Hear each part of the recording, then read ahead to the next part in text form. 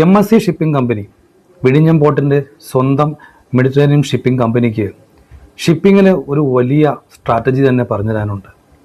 അതിതാണ്, ആർക്കാണോ കൂടുതൽ പവർ ഉള്ളത്, ആർക്കാണോ കൂടുതൽ കൺട്രോൾ ഷിപ്പിങ്ങിലുള്ളത്, അവരായിരിക്കും ഷിപ്പിംഗ് സർവീസിനെ നിയന്ത്രിക്കുന്നത്, അവരായിരിക്കും നമ്പർ 1 ആയിത്തീരുന്നത്.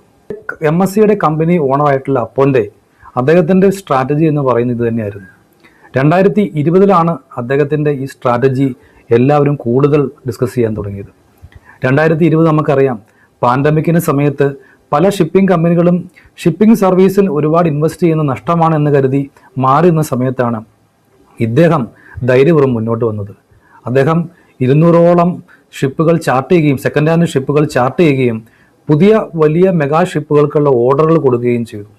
അങ്ങനെ പല ഷിപ്പ്യാർഡുകളും സൗത്ത് കൊറിയയിലും അതുപോലെ സിംഗപ്പൂരുമുള്ള പല ഷിപ്പ്യാർഡുകളും അദ്ദേഹത്തിൻ്റെ ഓർഡർ കൊണ്ട് നിറഞ്ഞു കവിഞ്ഞു.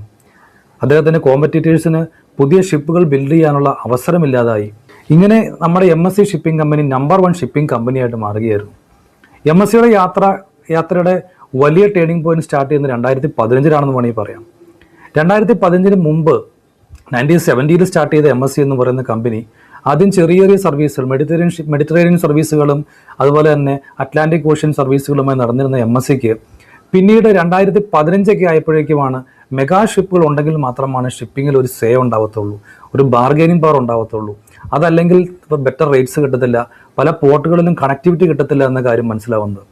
അപ്പോഴാണ് മേഴ്സ്ക് ലൈനുമായി അവരൊരു 2M അലയൻസിൽ ഏർപ്പെടുന്നത്. ഈ 2M അലയൻസ് വഴി MSCക്ക് കിട്ടിയത് 2 കാര്യങ്ങളാണ്. ഒന്ന്, MSC ഓപ്പറേറ്റ് ചെയ്യുന്ന APM ടെർമിനൽസ് ലോകത്തിലെ പല പോർട്ടുകളും ഓപ്പറേറ്റ് ചെയ്യുന്ന APM ടെർമിനൽസാണ്. മിക്കവാറും USA അതുപോലെ തന്നെ യൂറോപ്പിലെയും പോർട്ടുകൾ ഓപ്പറേറ്റ് ചെയ്യുന്നത് ഈ APM ടെർമിനൽസാണ്.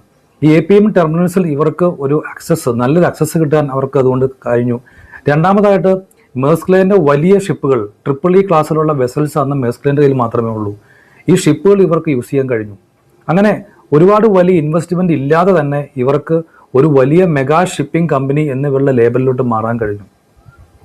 പിന്നീട് 2020 നമ്മൾ കണ്ട ഈ ഒരു തീരുമാനങ്ങൾ കൂടി എടുത്തപ്പോഴേക്കും MSC മേഴ്സ്ക് ലൈനെ ഓവർടേക്ക് ചെയ്ത് നമ്പർ 1 കുതിച്ചു.